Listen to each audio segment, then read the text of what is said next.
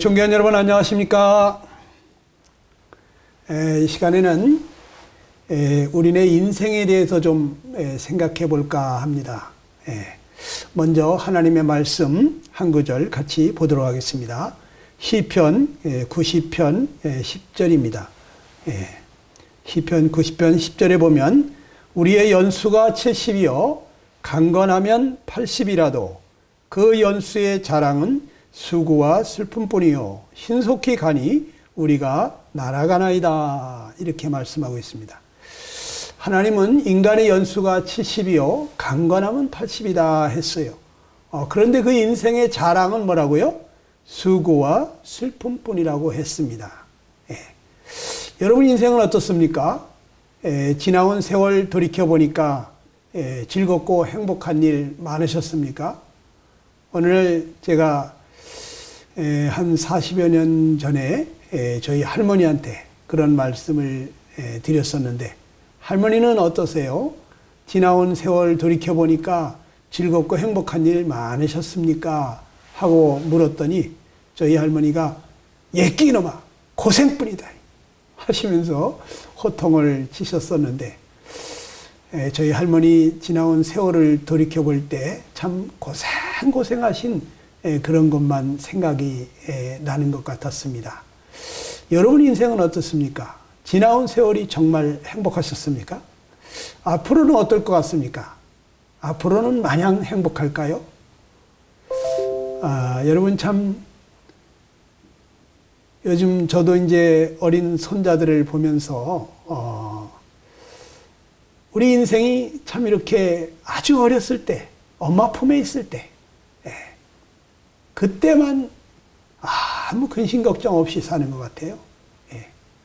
유치원 들어가고 또 초등학교 들어가면 그때부터 고생이 시작되지 않나, 이런 생각이 듭니다. 초등학교 들어가면은 남들한테 뒤처지지 않게 하려고 엄마 아빠가 하는 얘기가 너 학교 가면 공부 열심히 해라, 선생님 말씀 잘 듣고, 이런 얘기 하죠. 왜 그럴까요? 공부 열심히 잘해야 좋은 학교 가고, 좋은 학교 가야 또 좋은 직장에 가고, 좋은 직장에 가야 또 결혼도 잘하고 또 자녀들 낳고 행복하게 살지 않을까, 이런 생각하는 것 같습니다.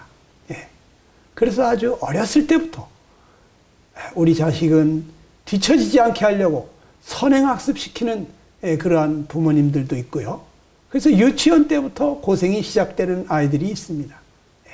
또 이 초등학교 갔다 오면 자녀들이 제일 먼저 하는 얘기, 집에 들어올 때 엄마 하고 부르죠. 그런데 엄마 아빠가 집에 안 계십니다. 엄마 아빠 다 맞벌이 부부라. 집에는 베이비시터나 할머니가 와서 어린아이를 맞이합니다. 그리고 2군데 3군데 학원에 갔다가 와야 그때서야 엄마 아빠가 퇴근해 돌아옵니다. 이 아이는 이제 엄마 아빠 차려주는 저녁을 먹고 고나게 골아떨어져서 잠을 자게 되죠. 그 다음날 아침이 되면 또 소리 지릅니다.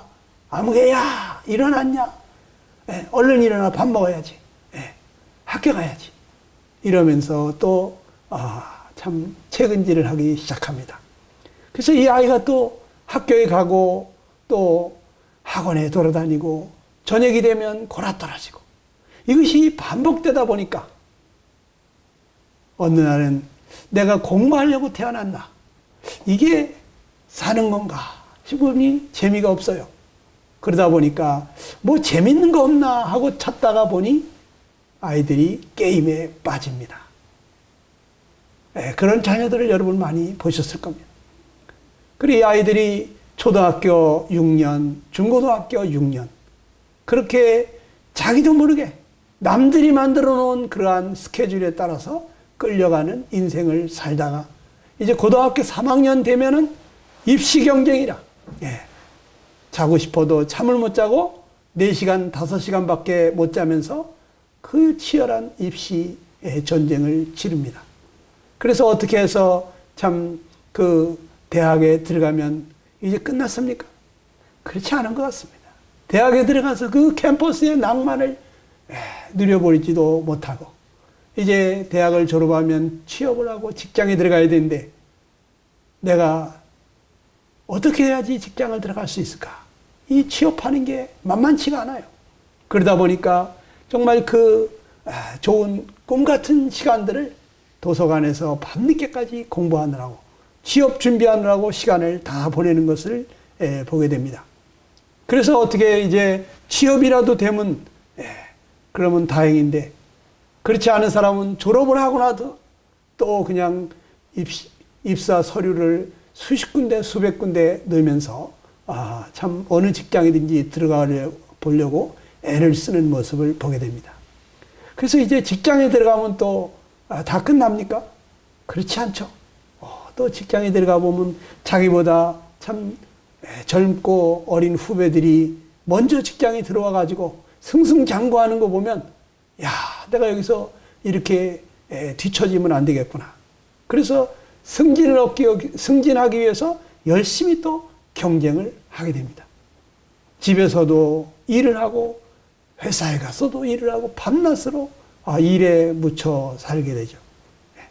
그러다 또 어떻게 참 결혼을 해야 되는데 다른 사람들은 다 결혼하는데 자기는 결혼을 못하고 있으면 스트레스가 쌓이기 시작하죠. 어쩌다가 이제 또 결혼을 하게 되면 그것으로 끝납니까? 결혼해서 꿈같은 시간을 보내는가 싶더니 또 자녀들이 생기고 또 이 자녀들을 돌아보다 보니까 어떻게 이렇게 많은 시간을 빼앗기는지 이제 하나도 힘든데 둘을 어떻게 낳나 이런 생각을 하게 되는 것을 보게 됩니다.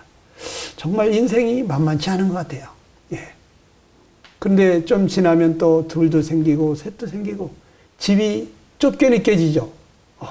그럼 집을 조금 더 큰 집으로 가야 될 것 같고 그래서 참 마련해 놓은 돈은 없고 대출이라도 받아서 참 집을 장만하게 되면 그 대출 갚아야 되는 그 원금 이자 때문에 늘 또 종살이를 하기 시작합니다. 그래서 돈 하면서 참 그 대출 갚는 거기에 대한 부담을 안고서 살게 되는데 여러분 참 인생이 그렇습니다. 그러다가 참 나이가 희끗희끗 참 머리가 휘어지면서 은퇴하게 되면 또 이제 은퇴하면 내가 뭐 하고 사나. 요즘은 100세 시대라는데 뭘 먹고 사나. 노후 준비도 안 돼 있는 것 같고 그래서 또 걱정을 합니다. 여러분 인생 참 고단한 것 같습니다.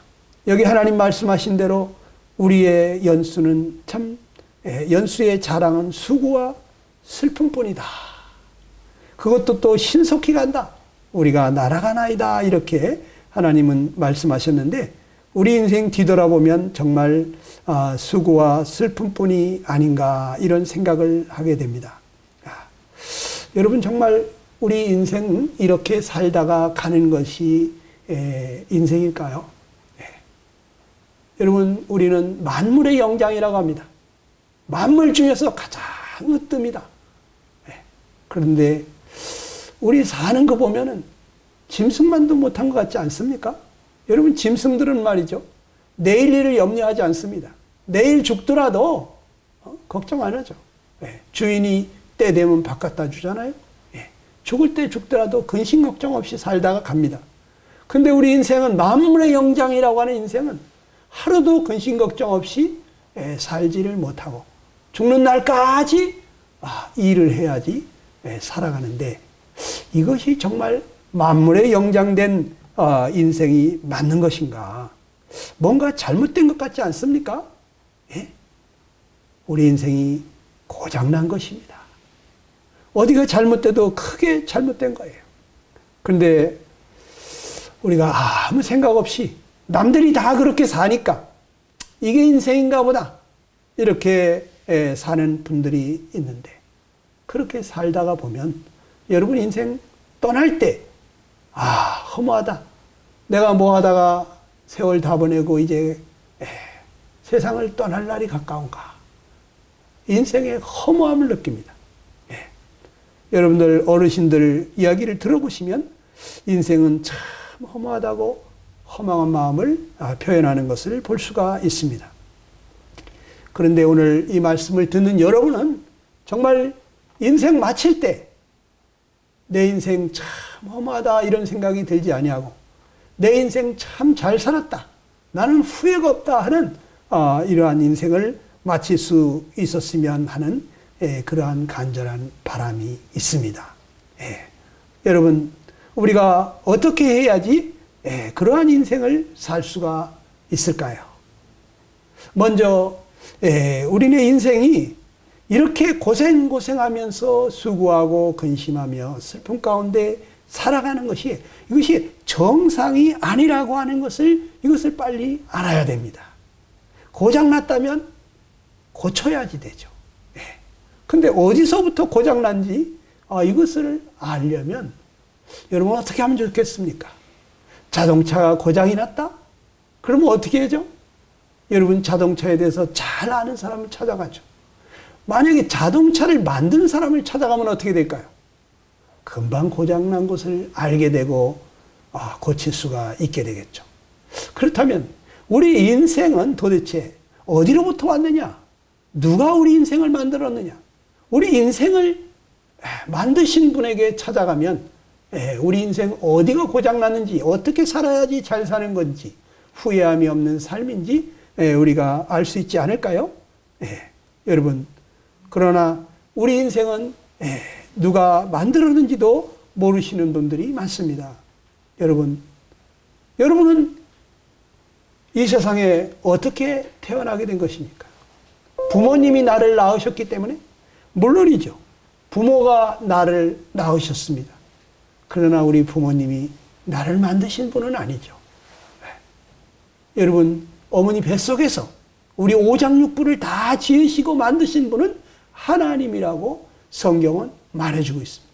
온 세상 책을 다 찾아봐도 우리 인간을 만든 자는 하나님밖에 없습니다.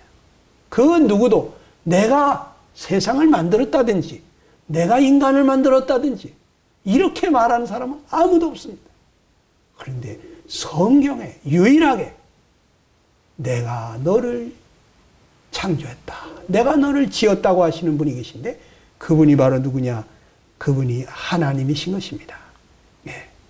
여러분, 하나님께서는 우리 인생을 어머니 뱃속에서 이렇게 다 오장육부를 조직을 하셨다고 말씀을 하셨습니다.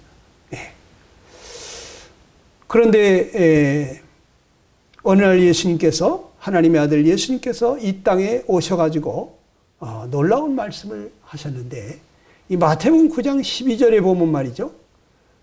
이런 말씀을 하십니다. 예수께서 들으시고 이르시되 건강한 자에게는 의사가 쓸데없고 병든 자에게라야 쓸데있느니라 그랬어요. 이게 무슨 말씀일까요? 여러분, 건강한 사람은 의사가 필요 없지 않습니까? 병든 자에게라야 쓸데있다. 그러면 어떤 사람이 고침을 받을 수 있다고 생각하십니까? 병든 자입니까? 그런데 그렇지 않더라고요. 자기가 병이 들었는데도 병든 줄을 모르는 사람이 있어요. 난 지금 밥도 잘 먹고 잠도 잘 자고 아무 이상이 없다고 생각하는데 그런데 아주 중병이 들어있는 사람도 간혹 있습니다. 아직 그것이 속에서부터 잘하고 있는데 겉으로 드러나지 않아서 아직은 괜찮은 줄 알고 있어요.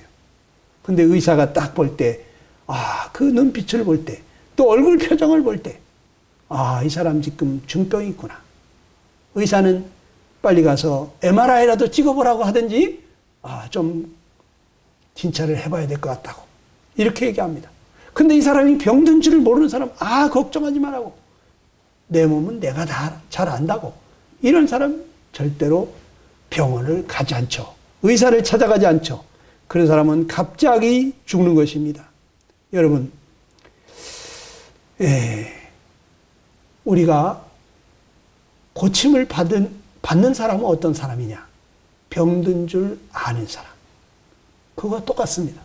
우리 인생도 내가 고장이 난 줄 알아야 이 고장난 인생 만드신 분에게 찾아가서 언제부터 내가 이렇게 고장이 났냐?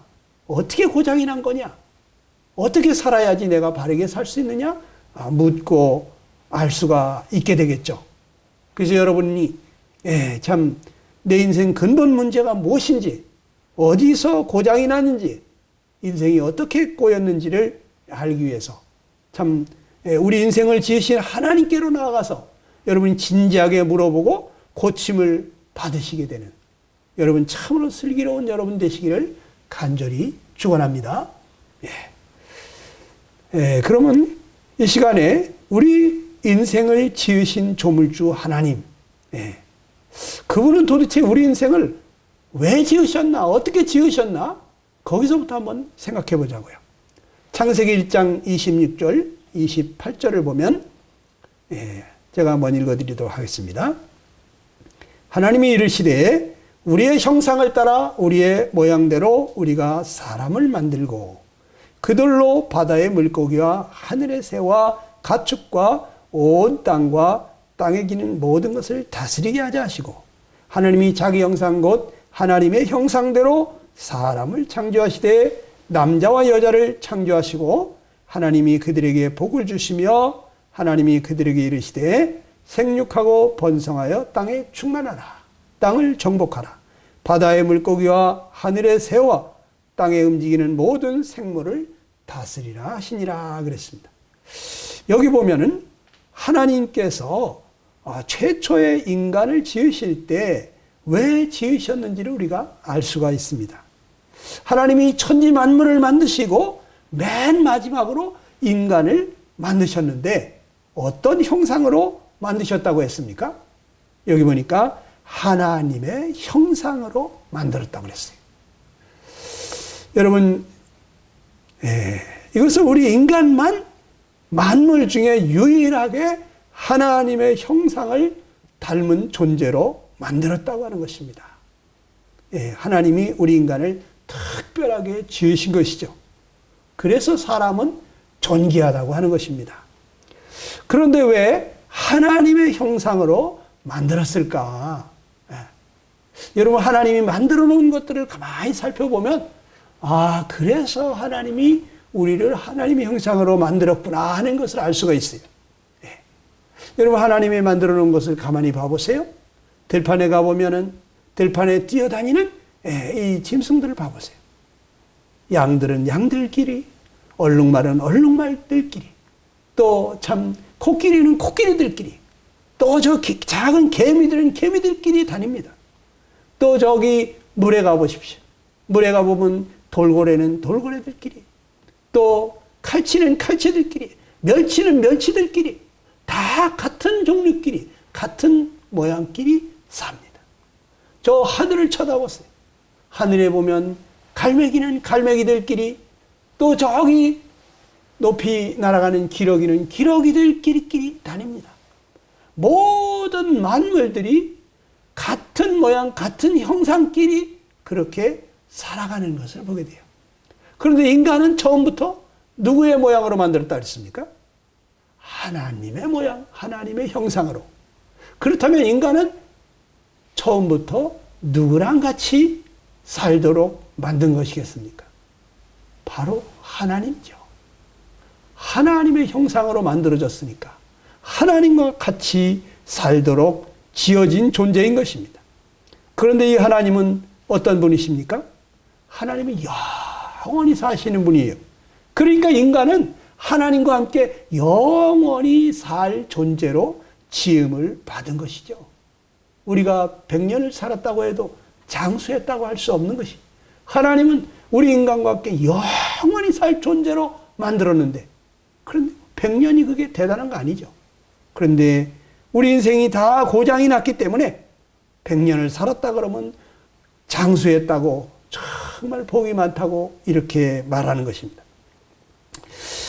그러니까 여기 보게 되면 하나님은 우리와 함께 영원히 살 존재로 만들었는데, 하나님이 우리 인간을 만들 때 말입니다, 하나님은 우리 인간을 사랑받는 존재로 만들었다는 거예요. 여러분, 부부가 서로 사랑하게 되면 어떻게 됩니까? 남편은 아내를 꼭 닮은 딸을 하나 낳아줬으면 하는 그런 바람이 있죠. 또 아내는 남편을 너무너무 사랑하고 존경하게 되면 남편을 꼭 닮은 아들 하나 낳고 싶습니다. 왜 그럴까요? 상대를 너무 사랑하기 때문에 상대를 꼭 닮은 그러한 자식을 하나 낳고 싶어지는 거죠. 그래서 서로 사랑하면서 행복하게 살고 싶은 거죠. 그런데 하나님은 말이죠. 여기 말씀에서 뭐라 그랬습니까? 우리가 우리의 형상을 따라서 우리의 모양대로 사람을 만들고 이렇게 말해요. 하나님은 한 분이라고 알고 있는데 우리라고 하는 표현을 썼어요. 우리라고 하는 것은 둘 이상을 말하는 거죠. 그러니까 하나님은 복수 하나님이시다는 거죠. 성부 하나님, 성자 하나님, 성령 하나님. 하나님은 세 하나님이신데 이 세 하나님이 사랑 가운데서 한 분과 같이, 한 몸같이 사시기 때문에 그래서 우리는 하나님을 삼위일체 하나님이다 그러죠. 부부가 서로 사랑 가운데서 한 몸처럼 살게 되면 뭐라고 합니까? 부부일체라고 그러죠. 둘인데 한 몸이라고 합니다. 그런데 하나님을 보고 삼위일체다. 하나님은 세 하나님이시지만 사랑 가운데서 한 몸처럼 그렇게 사시는 분이거든요. 근데 이 서로 사랑하시다 보니까 성부 하나님은 성자 하나님을 꼭 닮은 그러한 자식을 갖고 싶고 또 성자 하나님은 성령 하나님을 꼭 닮은 그러한 자녀를 갖고 싶고 그래 이 세 하나님께서 뭐라고 했느냐? 우리가 우리의 형상을 따라서 사람을 짓자. 그래 서로 상대를 꼭 닮은 그러한 자식을 갖고 싶었다. 이런 것이죠. 그래서 우리 인간은 처음 태어날 때부터 하나님의 사랑의 결실입니다. 우리는 그 하나님의 사랑을 받으면서 하나님이 주시는 그 축복을 누리면서 하나님과 함께 영원히 살 존재로 지음을 받은 것이죠. 여러분, 하나님이 인간을 지어놓고 창세기 2장 8절 이하에 보게 되면 여기 에덴 동산이라고 하는 동산을 만들어 주었다 그랬어요. 여호와 하나님이 동방에 에덴의 동산을 창설하시고 그 지으신 사람을 거기 두시고 또 하나님이 그 땅에서 보기에 아름답고 먹기에 좋은 나무가 나게 하시니 동산 가운데는 생명나무와 선악을 알게 하는 나무도 있다라고 했습니다. 최초의 인간에게 하나님께서 에덴 동산이라고 하는 동산을 만들어 주시면서 거기에서 살게 하셨어요. 그런데 이 동산은요, 보기에 아름답고 먹기에 좋은 나무가 나고 있다고 그랬어요. 그러니까 이 에덴 동산은 세상에서 아름다운 꽃이며 나무며 세상에서 좋은 것들이 다 있다고 생각하면 돼요. 여러분, 거기에 세상에서 맛있다고 하는 나무들은 다 있는 그러한 동산이다 이거예요. 여러분, 세상에 어떤 부자가 세상에 아름다운 그 모든 것들 다 자기 정원에다 심어놓고 세상에서 가장 맛있는 나무 과일들이 주렁주렁 달리도록 그렇게 정원을 꾸밀 수가 있습니까? 그런데 하나님은 하실 수 있죠. 전능하신 하나님이니까. 그 하나님은 우리 인간을 너무너무 사랑하시기 때문에 그렇게 아름다운 정원을 만들어 주시면서 너희가 여기에 살아라 하신 거죠. 그러니까 하나님 우리를 얼마나 사랑하시는지를 나타내 보이신 것입니다. 우리 부모님들도 자식들이 너무 사랑스러우면 어떻습니까? 자식이 결혼할 때 그냥 멋있는 집도 하나 사주고 싶고 또 그냥 정원이 딸린 그 멋진 별장도 하나 선물로 주고 싶고 그렇지 않습니까? 우리가 능력이 안 돼서 못하지. 능력만 되면 해주고 싶지 않습니까? 왜? 사랑하는 자식이 결혼을 한다니까. 근데 하나님은 어떻습니까? 최초의 인간 아담과 이브가 참 이렇게 서로 사랑하면서 행복하게 사는 부부가 되었을 때 하나님은 에덴 동산을 그들에게 선물하신 것이죠. 하나님 우리 인간을 참 사랑하셨습니다. 그래서 우리 인간과 함께 하나님은 행복하게 같이 살기를 원하셨죠. 그런데 인간이 왜 그렇게 비참한 존재가 되었을까? 왜 우리는 이렇게 지금 하나님을 떠나서 고생하는 존재가 되었을까? 여기 보게 되면요, 하나님이 에덴 동산 중앙에 생명나무와 선악을 알게 하는 나무를 두었다 그랬어요. 그런데 하나님이 뭐라고 말씀하십니까? 여기 창세기 2장 15절 17절에 보게 되면 이렇게 말씀하시죠. 여호와 하나님이 그 사람을 이끌어 에덴 동산에 두어 그것을 경작하며 지키게 하시고 여호와 하나님이 그 사람에게 명하여 이르시되 동산 각종 나무의 열매는 내가 임의로 먹되 선악을 알게 하는 나무의 열매는 먹지 말라. 내가 먹는 날에는 반드시 죽으리라 하고 하셨습니다. 그러니까 동산 각종 나무의 열매를 내가 임의로 먹어라. 마음대로 먹어라 그랬어요. 그러니까 생명나무 열매도 언제든지 임의로 먹고 싶으면 먹어도 된다는 얘기죠. 그런데 이 생명나무 실과는 어떤 것입니까? 창세기 3장에 보면 이 생명나무 실과를 따먹으면 사람은 영생한다고 그랬어요. 그런데 영원히 살 수 있는 그 생명나무 실과를 네가 임의로 먹어라. 너 언제든지 먹고 싶으면 먹어라. 그런데 누가 그걸 먹을까요? 하나님과 함께 영원히 살고 싶은 사람만이 그것을 따먹겠죠. 하나님은 이 생명나무 실과를 주면서 난 널 사랑한다. 너랑 같이 천년만년 영원히 같이 살고 싶다고 하는 것을 충분히 나타내 주신 거예요. 근데 인간 편에서 나도 하나님이 좋아요. 하나님과 함께 영원히 살고 싶어요 하는 그런 마음이 있으면 어떻게 하겠습니까? 생명나무 실과 따먹는 거죠. 그리고 하나님과 함께 영원히 살게 되는 거죠. 그런데 하나님께서 선악과를 또 하나 만들어 놓으셨어요. 도대체 이 선악과는 왜 만들어 놨을까? 이 선악과를 먹게 되면 너는 반드시 죽으리라 그랬거든요. 그러면서 하시는 말씀이 너 이 선악을 알게 하는 나무의 열매는 먹지 마라 그래요. 이걸 먹으면 죽는다고.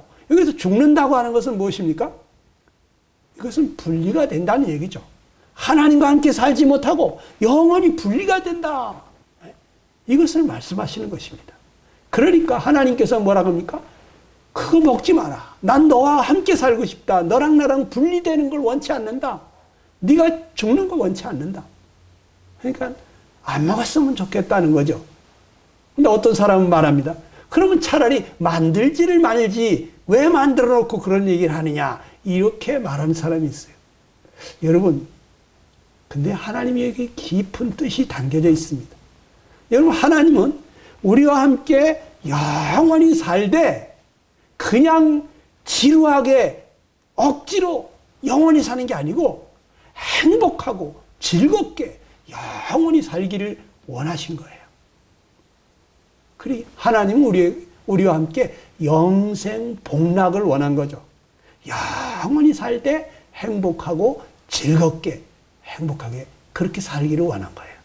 근데 여러분, 사람이 행복하게 하나님과 행복하게 살려면 어떻게 해야 될까요? 그건 딱 한 가지 조건이 필요하거든요. 그게 뭘까요? 여러분, 부부간에도 말이죠. 서로 행복하려면 어떻게 해야 되죠? 뭐가 필요합니까? 돈입니까? 뭐니 해도 뭐니입니까? 돈이면 다 됩니까? 그런데 그 돈 많은 사람들이 왜 이혼을 할까요? 왜 돈이 있는데도 그렇게 싸울까요? 그러면 뭘까요? 명예입니까? 사람들이 인정해주고 존경해주면 됩니까? 그런데 왜 그 훌륭한 대학 교수 박사님이 그 많은 사람들이 교수님하고 따라다니는데 그런 교수님이 왜 그런 폐륜한 짓을 합니까? 여러분, 무엇입니까? 권세입니까? 이리 오너라 하면 이리 오고 저리 가거라 하면 저리 가고 마음대로 좌지우지할 수 있는 그러한 높은 권세를 가지면 행복할까요? 그런데 왜 그 높은 권세를 가지신 분이 못해먹겠다 하다가 결국에는 자살하십니까? 여러분, 사람이 행복하게 살려면 꼭 필요한 게 뭐냐? 그것은 바로 사랑입니다. 사랑.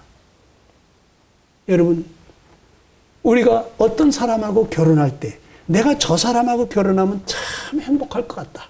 그래서 결혼하죠. 근데 어떤 사람하고 결혼합니까? 사랑하는 사람하고 결혼하잖아요. 근데 나는 저 사람을 너무너무 사랑하는데, 저 사람은 내 옆에만 있어도 너무 좋은데, 그런데 그 사람은 나를 안 사랑한다. 날 싫어한다. 그러면 행복할까요? 나는 좋겠지만 그 사람은 행복하지 않겠죠. 거꾸로 생각해 봅시다. 저 사람은 나를 너무너무 사랑해. 근데 난 저 사람 꼴도 보기 싫어. 저 사람 싫어. 그러면 행복하겠습니까? 이 결혼 비극이죠. 그러니까 짝사랑으로 안 되는 거예요. 그러니까 서로 사랑해야 됩니다. 내가 저 사람을 사랑하는데 저 사람도 나를 사랑한다. 그러면 환상의 커플이죠. 너무너무 행복하게 되는 것이죠. 네. 똑같습니다. 하나님은 우리 인간을 너무너무 사랑하시는데, 그런데 인간 편에서 나도 하나님 사랑해요. 나도 하나님이 좋아요. 하나님과 함께 살고 싶어요. 그러면 언제든지 생명나무 실과 따먹고 영원히 같이 살자는 거예요. 네. 그런데 난 하나님 싫어요. 난 하나님하고 살고 싶지 않아요. 난 내 마음대로 살고 싶어요. 그러면서 하나님 떠나겠다는 사람을 강제로 붙들어서 안 돼. 너는 못 가. 하면서 강제로 생명나무 실과를 주면서 영원히 살게 한다 그러면, 그러면 어떻게 될까? 인간 편에서 행복할까요? 인간은요, 계속해서 인간은 하나님, 내가 언제 하나님하고 살겠다 그랬어요? 왜 하나님 나를 떠나지도 못하게 하고 죽지도 못하게 하고, 하나님 왜 그러십니까? 난 하나님이 싫어요. 하나님하고 살고 싶지 않다니까요. 이렇게 되면 인간은 불행한 것입니다. 그래서 하나님께서는 인간에게 스스로 선택할 권한을 준 거예요. 자유선택권을 준 거예요. 자, 난 널 사랑한다. 난 너랑 같이 영원히 살고 싶다. 그래, 내가 너를 얼마나 사랑하면 어떤 피조물에게도 주지 않은 에덴 동산까지 만들어줬다. 난 널 만물의 영장으로 나랑 같이 정말 마음을 나누고 서로 이렇게 행복하게 살 수 있는, 교통할 수 있는 이러한 놀라운, 너에게만 나의 영을 주었다. 그러면서 하나님께서 우리와 함께 살고 싶어 하시는데, 그런데 인간 편에서 난 싫어요. 난 하나님하고 살고 싶지 않다 그러면 그 인간을 강제로 붙들어 놓은들 인간은 행복하지 않습니다. 그래서 하나님은 너가 스스로 택해라. 하나님하고 함께 행복하게 영원히 살기를 원하면 생명나무 실과를 먹고, 나는 하나님하고 살기 싫어요. 난 내 마음대로, 내 생각대로 내가 주인이 되어 살고 싶어요. 하고 떠나겠다면, 나는 안 떠났으면 좋겠지만, 네가 그러한 길을 택하지 않았으면 좋겠지만, 네가 나를 싫다고 간다는데 억지로 붙들어둔들 네가 행복할 수 없으니, 나는 어쩔 수가 없구나. 그러나 나는 네가 안 갔으면 좋겠다. 선악과를 먹지 말았으면 좋겠다는 거예요. 그래서 선악을 알게 하는 나무의 열매는 먹지 말라. 내가 먹는 날에는 반드시 죽게 된다. 이렇게 말씀하셨던 것이죠. 그런데 인간은 결국 이 선악과를 따먹고 말았죠. 그래서 인간이 하나님을 떠나게 된 것입니다. 여러분, 그 하나님 떠나니까 인간은 어떻습니까? 하나님하고 같이 있을 때는 하나님이 주신 그 모든 것을 누리며 살았는데 아무 근심 걱정 부족함이 없었잖아요. 그런데 하나님 떠나니까 그때부터는 자기가 모든 것을 해야 되는 거예요. 고생이 시작된 겁니다. 마치 자식이 부모 떠나면 고생하는 것처럼, 부모 밑에 있을 때는 부모가 다 먹이고 입히고 재우고 모든 필요를 채워줬지만, 이제 부모를 떠나는 순간 자기가 다 해야 되니까 고생이 시작된 거죠. 그래서 하나님은 에레미야 2장 13절에 이렇게 말씀하십니다. 하나님 떠난 인간이 두 가지 큰 죄를 범했다고 하는데, 뭐라고 말씀하셨습니까? 내 백성이 두 가지 악을 행하였나니 곧 그들이 생수에 근원된 나를 버린 것과 스스로 웅덩이를 판 것인데 그것은 그 물을 가두지 못할 터진 웅덩이라고 말씀하셨어요. 여러분, 우리 인간이 크게 두 가지 악을 행했는데, 첫째는 생수에 근원된 하나님을 버린 게 첫 번째 악이다. 생명의 근원이신 하나님을 우리가 버린 거예요. 예. 마치 물고기가 물을 떠나면 살 수 없는 것처럼 우리 하나님을 떠나서 이렇게 고생하게 된 것입니다. 그리고 인간의 하나님을 떠난 상태에서 이제 스스로 웅덩이를 팠습니다. 하늘에서 물이 안 내려도, 비가 안 내려도, 하나님 안 도와줘도 내가 웅덩이 파서 물을 저축해서 내 힘으로 살아보겠다고 스스로 웅덩이를 팠는데 그것은 물을 가두지 못할 터진 웅덩이라고 표현했어요. 그러니까 우리 인간이 하나님 떠나서 스스로 자기가 자기 힘으로 살아보겠다고 하는 것이, 이것이 마치 밑 빠진 독에 물을 붓는 것 같이 고생이다 이거예요. 밑 빠진 독에다 물을 부어보세요. 잠깐 동안 차는 것 같지만 얼마 있다 보면 텅텅 비게 되죠. 그럼 또 채워야 되는 거죠. 이것이 반복되는 것입니다. 우리 인생은 끊임없이 정말 자기가 그 열심히 노력해서 원하는 것을 달성하면 행복할 줄 알고 그렇게 열심히 해보지만 그때뿐이죠.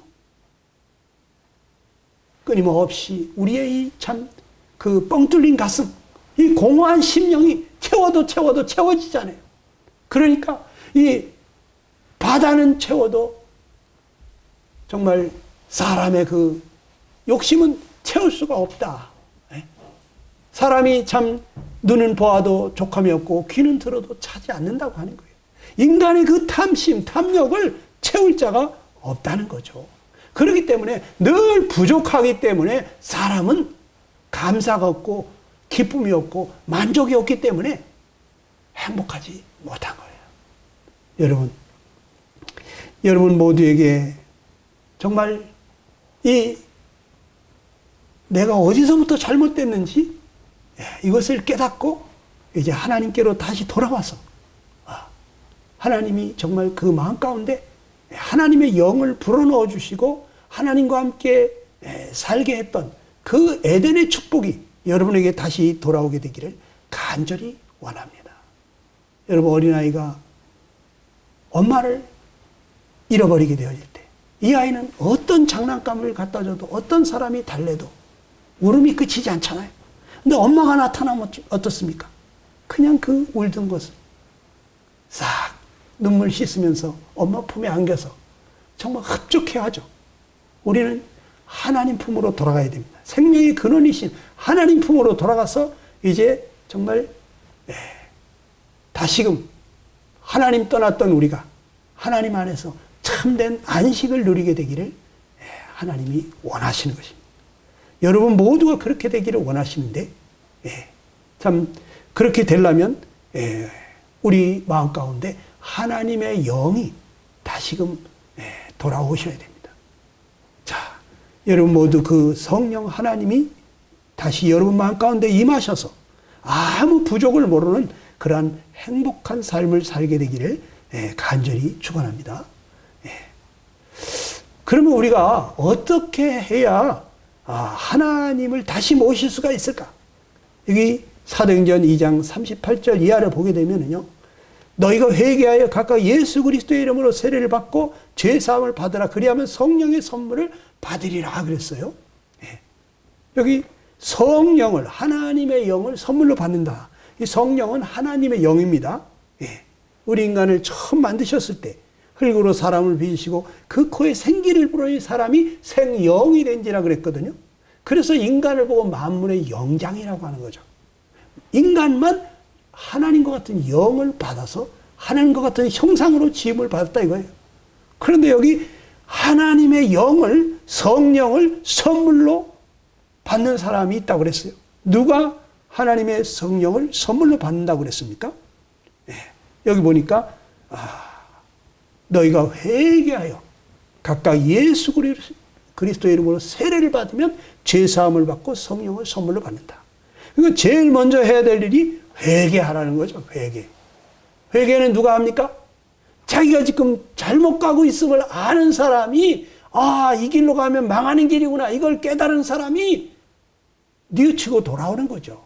그게 회개입니다. 우리가 회개해야 될 것이 무엇입니까? 아까 예레미야 2장 13절에서도 봤지만 하나님 앞에서 큰 두 가지 죄악을 범했는데, 첫째는 생명의 근원 대신, 생수의 근원 대신 하나님을 떠난 거. 이거 회개해야 됩니다. 하나님께로 돌아와야 됩니다. 예. 아, 하나님이 내 생명의 주인이시구나. 그런데 많은 사람들이 하나님이 내 생명의 주인인 줄은 몰라요. 예. 여러분, 어떻게 해서 이 세상에 태어났습니까? 어머니가 여러분을 만들 수 있습니까? 심장을 만들고 폐를 만들고 간을 만들고, 여러분이 오장육부로 어머니가 짓습니까? 아버지가 짓습니까? 하나님께서 여러분 어머니 뱃속에서 이 모든 것이 만들어지게 하시는 분이 하나님이에요. 그리고 이 인간이 태어났을 때 당장 숨 쉬면 죽을까봐 이 코끝에까지 이 공기를 다 준비해 주시는 분이 하나님입니다. 우리는 그냥 하면은 이 공기가, 산소가 코를 통해서 들어갑니다. 잠깐 동안도 숨 안 쉬면 죽을까봐 이 코끝에까지 산소가 배달이 되는 거예요. 그리고 우리는 날마다 먹지 않으면 살 수가 없으니까 우리에게 필요한 모든 식물, 물이며 쌀이며 고기며 모든 것들, 이거 어디서부터 옵니까? 농부 아저씨가 만듭니까? 어부가 고기를 만듭니까? 아니죠. 하나님이 햇빛을 비춰주고 비를 내려주시고 이 자라게 하시고 열매 맺게 하시고, 농부가 하는 게 아닙니다. 하나님이 하시는 겁니다. 어부는 가서 고기를 이 낚시로 또는 그물로 잡아오지만 거기에 그 많은 고기들이 생겨나도록 하시는 분은 하나님이에요. 우리는 하나님이 주신 것을 먹고 마시고 숨 쉬면서 사는 거예요. 그러니까 하나님은 우리에게 생명을 주시고 이 생명이 살아가는 데 필요한 모든 것을 은혜로 주셨다고 성경에 그렇게 말씀하고 있습니다. 여러분이 생명의 주인이 누구라고요? 하나님이십니다. 그런데 세상에 하나님을 몰라본다. 이게 큰 죄가 되는 거예요. 여러분, 부모를 몰라보는 자식 뭐라고 합니까? 아주 폐류나 호로 자식이라 하지 않습니까? 자기를 낳아주시고 길러주신 부모를 몰라본다. 이건 큰 죄가 되는 거죠. 그런데 우리 부모를 이 땅에 주시고 우리 조상님을 주시고 바로 우리를 태어나게 하신 그 생명의 주인이신 하나님을 우리가 몰라보고 산다. 이게 여러분 큰 죄가 되는 거예요. 하나님께로 돌아오는 거예요. 그리고 하나님 떠나서 정말 우리의 그 욕심, 그 욕망을 채우려고 말이죠. 그냥 부담 없이 이기적인 삶을 살면서 우리가 얼마나 많은 죄를 짓습니까? 예? 이걸 회개해야 됩니다. 하나님 없이는 살 수 없는데 마치 내 힘으로 사는 것처럼 그렇게 자수성가한 줄로 생각하는 사람들도 있고, 정말 하나님 찾지 아니하고 내 힘으로 살겠다고 발버둥 치는 그런 사람들이 있는데, 여러분, 이거 큰 죄가 되는 거예요. 그리고 여러분, 살면서 정말 양심대로 정직하게 살아집니까? 안 되잖아요. 예. 나는 양심대로 정말 바르게 살아보려고 하는데 잘 되지 않지 않습니까?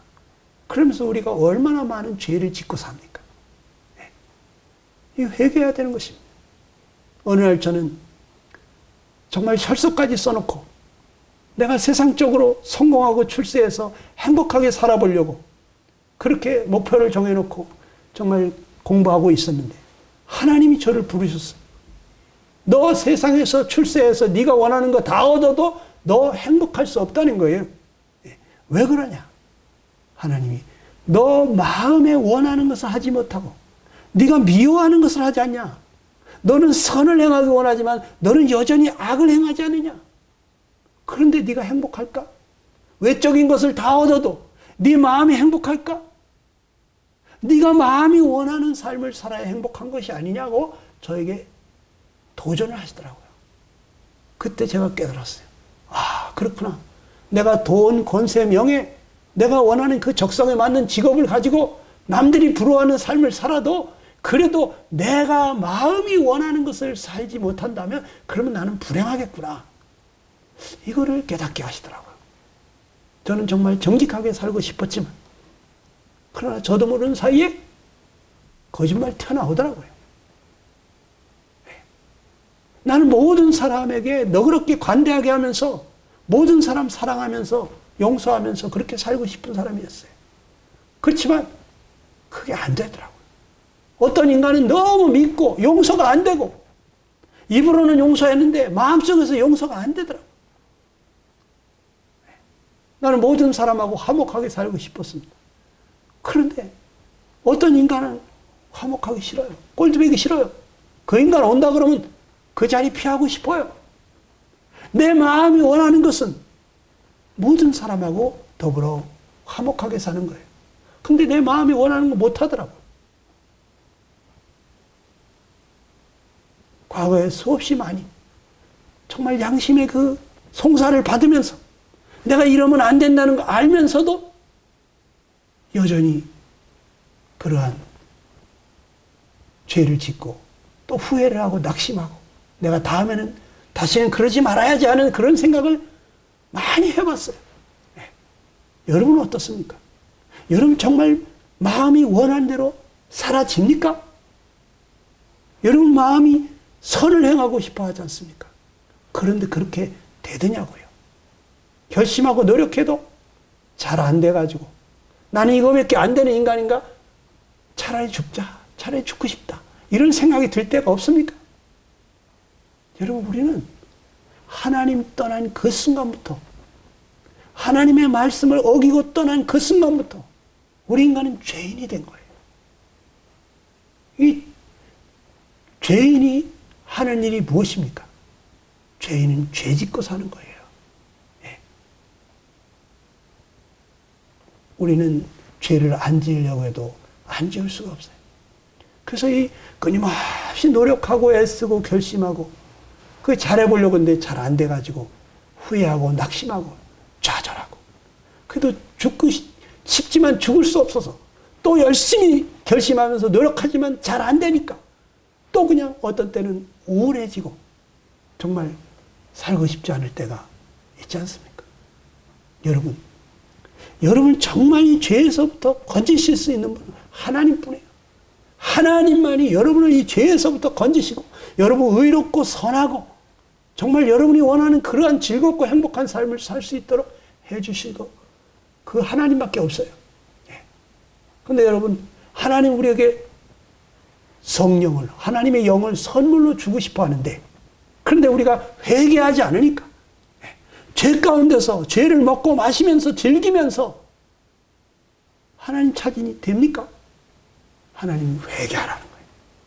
하나님 내가 하나님 떠난 거 잘못했습니다. 하나님 정말 제가 하나님 없이는 살 수 없는데 그런데 하나님이 어딨냐고. 하나님이 있으면 한번 보여보라고. 정말 이래 무례한 어리석은 짓을 했습니다. 하나님 죄송합니다. 잘못했습니다. 여러분 하나님께로 돌아와야 됩니다. 그리고 하나님 없이 지금까지 살아오면서 지은 그 모든 죄에 대해서 반드시 하나님은 심판하십니다. 거룩하시고 공의로우신 하나님이 되게 죄값은 사망이라고 그랬어요. 죄 때문에 하나님 앞에 못 돌아가는 거예요. 그런데 여러분과 나를 너무너무 사랑하시는 그 하나님이 여러분을 이 하나님께로 돌아오게 하려고 놀라운 일을 하신 거예요. 그게 뭐냐? 바로 하나님이 육신을 입고 이 세상에 오신 거예요. 그분이 누구냐? 예수님이십니다. 성자 하나님, 그 천지만물을 창조하신 하나님, 그분이 육신을 입고 이 땅에 오셔서 여러분과 내 죄를 담당하시면서 저 갈보리 십자가에 올라가셔서 그분이 죽으시면서 아버지 저들의 죄를 사해 주십시오. 저들은 자기가 하는 일을 모릅니다. 하나님 불쌍히 몰라서 그러니까 하나님 용서해달라고 그러면서 저들의 죄는 내가 담당할 터이니 아버지 저들의 죄는 저에게 벌을 내리시고 저들을 용서해달라고. 여러분과 내 죄를 담당하시면서 돌아가신 분이 바로 예수님이에요. 그 예수님 때문에 우리가 살게 된 것입니다. 그 예수님이 바로 우리가 하나님 아버지께로 돌아갈 수 있는 길이요 진리요 생명이 되신 것입니다. 여러분 그 예수님, 그 은혜 그 사랑에 너무 감격해서 일상의 많은 사람들이 예수님께로 돌아와서 감격해서 이 주일날 하나님 앞에 나오는 거예요. 나 같은 죄인을 살리기 위해서. 나는 그분을 기억하지도 않고 찾지도 않았는데 그분이 먼저 나를 찾아오셔가지고 이 죄인이 받아야 될 형벌을 대신 받아주시면서 나를 하나님 앞에 갈 수 있는 길을 열어놓으셨구나. 주님 감사합니다. 나 같은 죄인을 이렇게 구원해 주신 주님 감사합니다고 돌아온 사람들이 그 주님 은혜를 잊을 수 없어서 이렇게 주님 앞에 나와서 감사하고 찬양하고 경배하는 거 아닙니까? 오늘 여러분이 그러한 은혜 입게 되기를 간절히 원합니다. 이 시간 한번 들은 말씀을 생각하면서 잠깐 기도할 수 있게 되기를 바랍니다. 여러분 잠시 눈을 감으시고 오늘 들은 말씀을 한번 생각하시면서 하나님 앞에 기도할 수 있게 되기를 바랍니다. 나를 사랑하시는 하나님, 나는 죄인입니다. 하나님 없이는 내가 한순간도 살 수 없는 자인데 하나님이 내 생명의 주인인데 하나님이 주신 모든 것들로 내가 살아왔는데 하나님 없이도 내 힘으로 사는 줄 알았습니다. 그동안 살면서 정말 하나님 앞에 갈 수 없는 너무나 많은 죄를 지었습니다. 하나님 이 죄인 정말 하나님 앞에 갈 수 없지만 하나님 아들을 보내셔서 그 아들 예수님을 통해서 내 모든 죄를 담당하시고 친히 나무에 달려서 그 몸으로 우리 죄를 담당하시고 우리를 하나님 앞으로 갈 수 있도록 길을 열어주셨으니 하나님 감사합니다. 내 생명의 은인이시고 나의 구원자 되신 예수님 제게 오셔서 저의 주인이 되어 주시옵소서. 내 인생을 이끌어 주시옵소서. 저를 이 죄로부터 건져 주시옵소서. 주님 지금 제 마음속에 와 주시옵소서. 여러분 잠깐 기도 올리시게 되기를 간절히 축원합니다.